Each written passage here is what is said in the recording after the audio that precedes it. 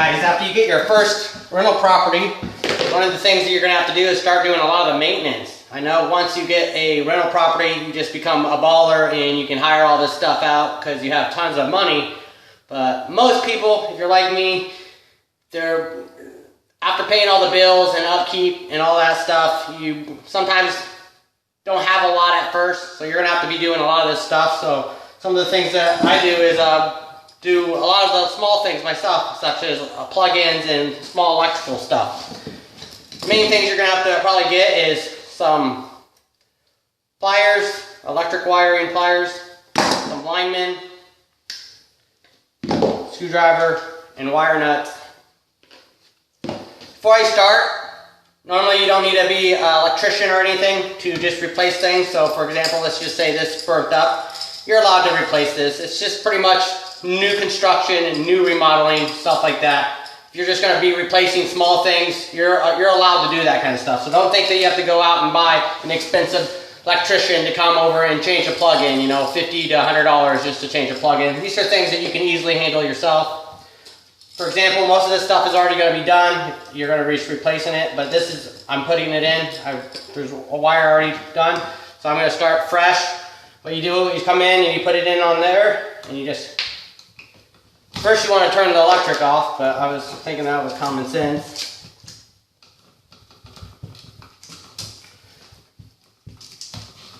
There's another plug that's going to be wired onto this stuff, so I got hot coming in, and then this hot's going to go to the next plug. A lot of people will just wire it up like that. I don't do it that way because if this plug goes bad, then it makes it all not hot. Same with the GFCI plugs. If you wire it through it, if it trips, then everything past it actually trips. So what I do is I actually take another piece of wiring that I'm not using and I'll cut it off.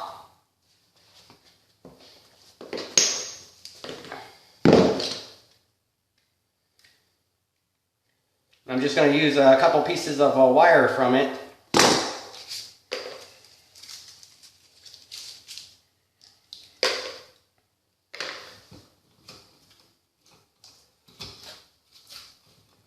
Grounds can go ahead and be wired up.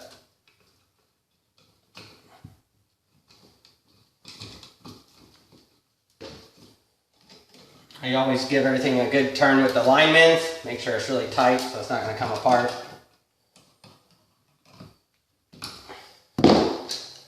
These little holes right here, put in there is just to give it that nice little bend when you hook it up to your ground. I always like closing it tight like that before I screw it down.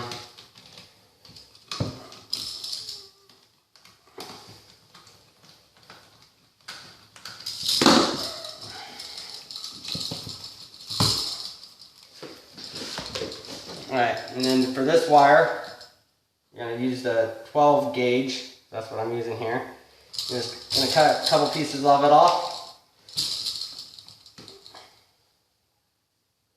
Again, if you're not doing it this way, you're not going to be doing this step that I'm going to be doing. You can just go ahead and loop these into those. But again, I don't do it that way.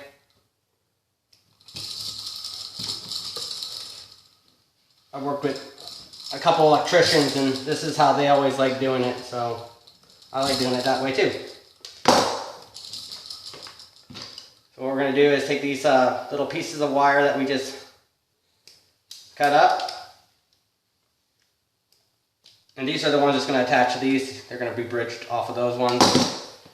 This is one of the things that you're going to have to try to get good at is the pigtails. You don't want these things coming undone, and that's why you need to get a good pair of linemen.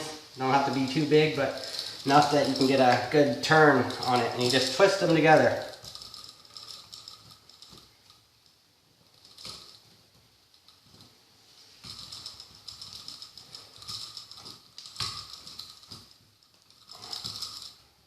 A lot of people think electric is pretty hard. I actually like doing electric, but for some reason, a lot of people try to make it sound really scary. As long as the power's off and you hook up everything right, not much to be scared of. Again, I just cut that off to make them kind of even, so you don't have one long piece that's not getting binded. I want all those wires to be binded up when they screw into this.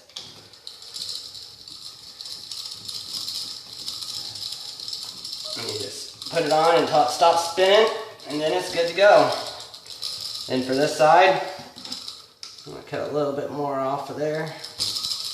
You need to do the little angle thing, and it's ready to put on here. Most of the time these things always tell you what side to put on. Right here it says white, and this one says hot. So white is neutral, so you'll be putting it over here on this side. And it doesn't matter which top or bottom you put it on.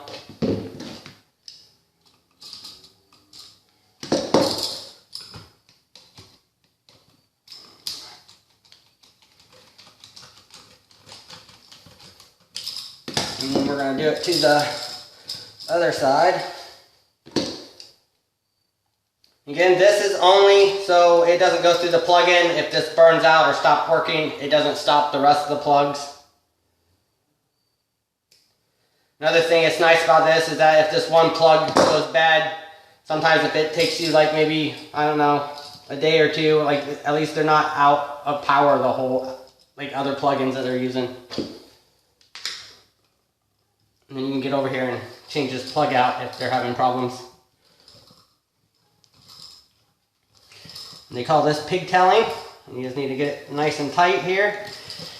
And I try to get a few turns up into this part.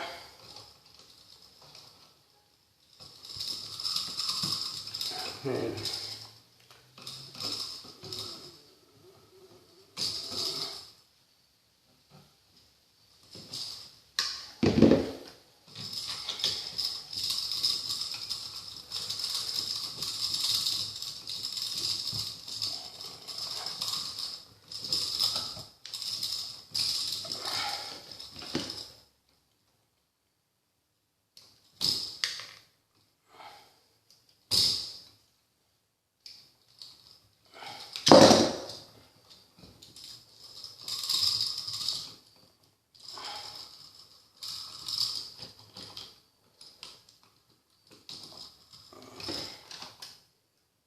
that one a little too tight.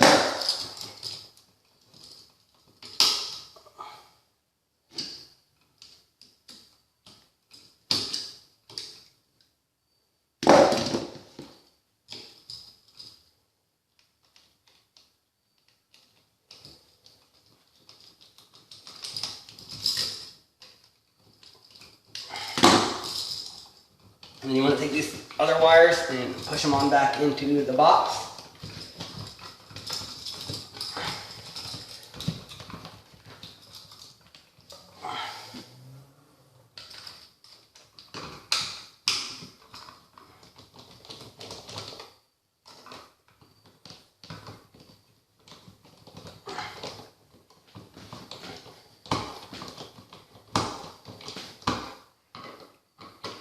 And you just screw these down until they're somewhat tight. They don't have to go all the way to the box. They can just go to the drywall. See how they're kind of going in there. You can use these little things. Grab right in there and get it straight as you can. And then you just tighten these up until it's tight, where it's like not moving that easy. Like so. And then you put your cover on it. So this is something that most people can do themselves, so just go ahead and do it, or you can pay someone to come in and do it. But hopefully you got something out of this video, and see you guys later.